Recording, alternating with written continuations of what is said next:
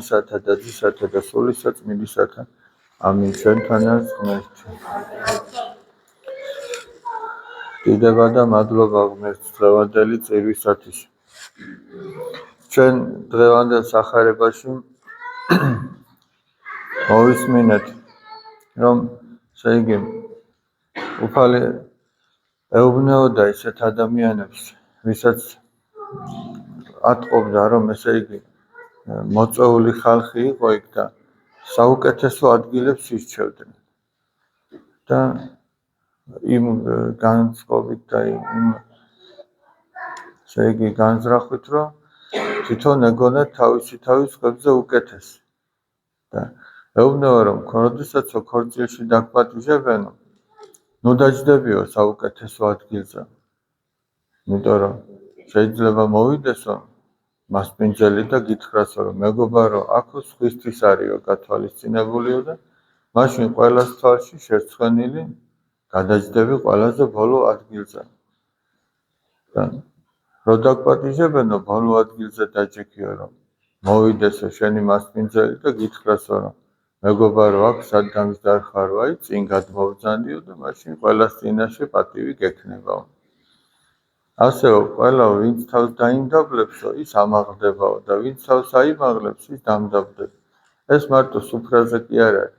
ნებისმიერი რამე, რასაც ადამიანი იმ განწყობით აკეთებს, რომ მე ახლა საუკეთესოდ უნდა წარმოვჩნდე სხვათა შორის, მაშინ ხშირად ხდება, რომ საუკეთესოდ წარმოჩენის მსურველი პირიქით რაღაცით შერწყება ხოლმე, რაღაცა მოხდება, რაღაც სამარცხვინო, რაღაც ისეთი, რომ ახლაც მოუწევს, რომ დამდაბდეს ხოლმე.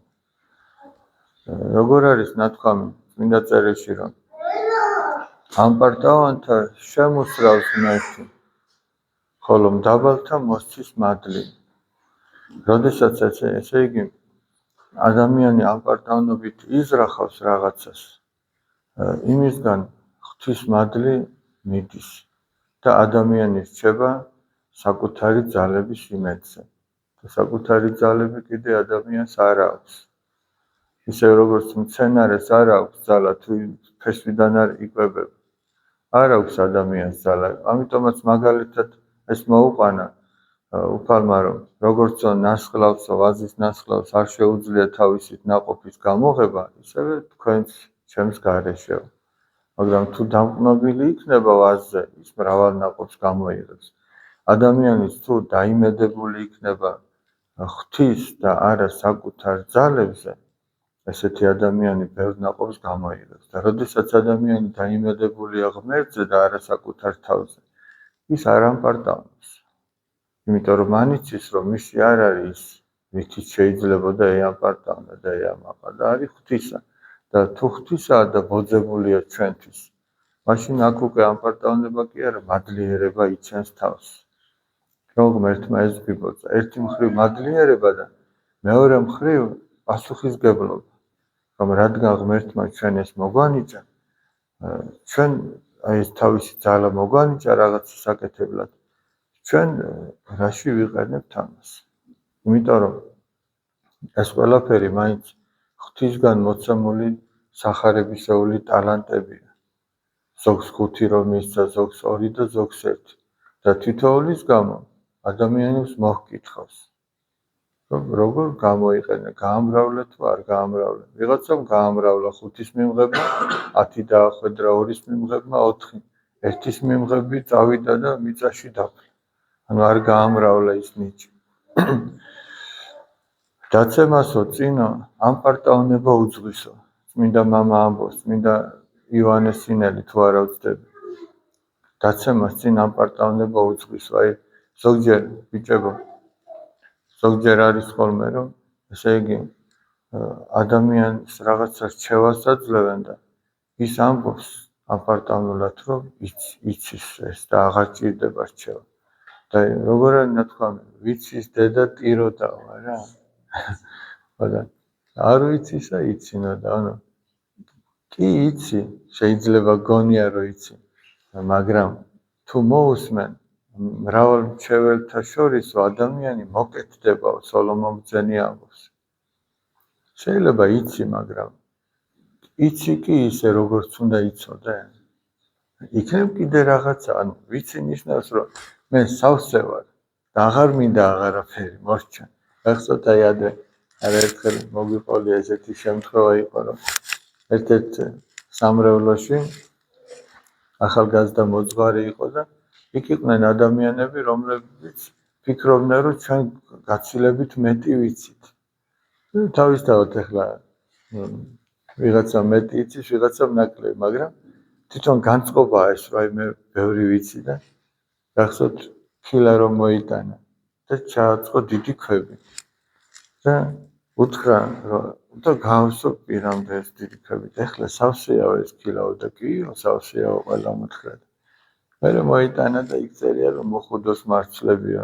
ჩვენ შემთხვევაში შეიძლება რაღაცა ესეთი ლობიოს მარცვლები ჩაყარო, ხო? ახლა იმ ლობიოს მარცვლებით გავსო პირამდე და ეხლა სავსეაო და ეხლა სავსეაო უთხრეს, ოღონ ისეთი დამაჯერებლობით ვეღარ, იმიტომ რომ წეგანაც ხო უთხრეს, რომ სავსეაო და ეხლა თუ სავსე იყო, როგორღა ჩაეტია ხო მართლა? კიო სავსეაო, მაგრამ ისეთი რიხიანად ვეღარ. მერე მოიტანა და ფიშა ჩაყარა.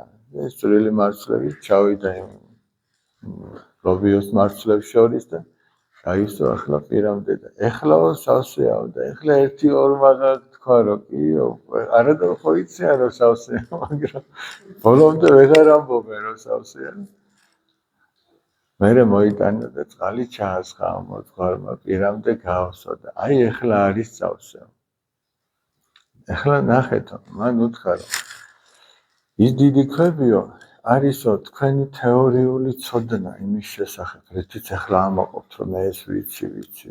ან ჯერ ის თეორიულად ბოლომდე იცი. მეორე ეს პატარა მარცვლებიო არისო თქვენი პრაქტიკული ცოდნა, რომ შენ გაგიგია რაღაც, მაგრამ იმ ვაკეთებ უკვე სხვა არის. ეს ქვიშის მარცვლებიო არისო თქვენი გამოცდილება, ანუ ერთხელ აკეთებ, ორჯერ, სამჯერ, 100ჯერ და ის გამოცდილება უკვე და ეგ არის ნამდვილი ცოდნა. და ეს წყალი არის ღვთის მადლილი. ანუ ეს ყველაფერი საჭირო, რომ აივსოს ადამიანი და რაც უფრო მალე ჩათვლი, რომ იცი, მით უფრო იმ დანარჩენის გარეშე რჩები. ანუ რაც უფრო მალე ჩათვლი, რომ სავსეა, ქილა, აი დიდ ქვებზე ჩათვალე, რომ სავსეა.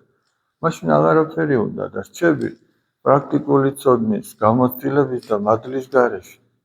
და რაც უფრო ბოლომდე იტყვი, რომ მე ეს არ ვიცი და არ არის სავსე, ანუ მე ისე ნაკრულევანი ვარ ამ ცოდნისგან და არ ვიცი.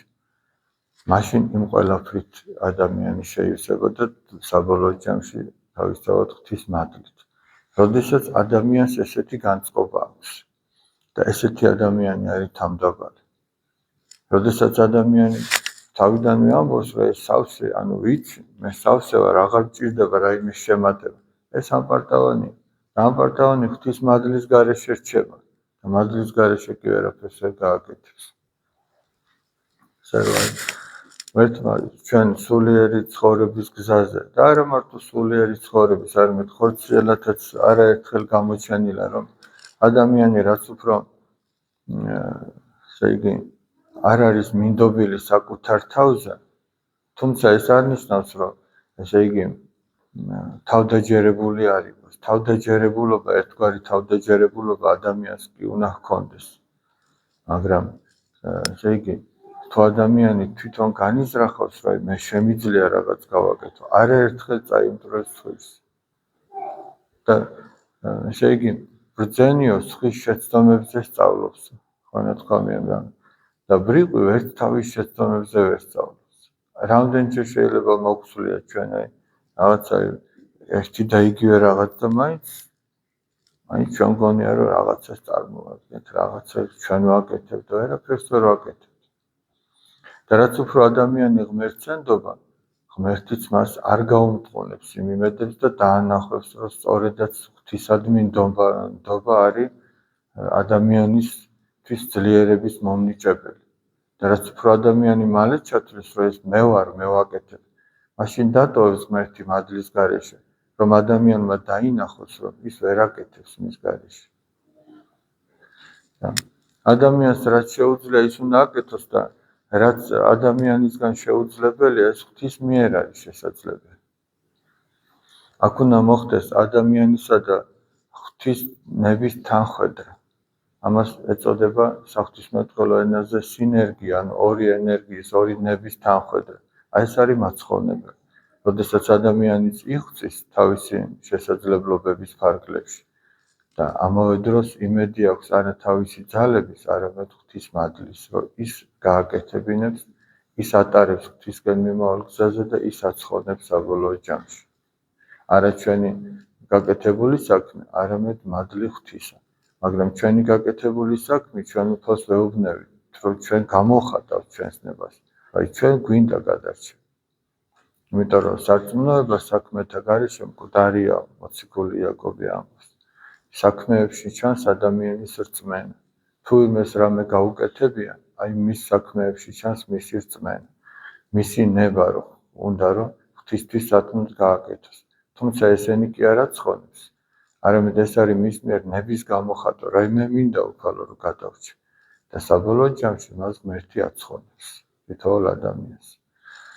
ღმერთმა დალუცული და გახარებულები გავყოფთ. ჩვენ ახლა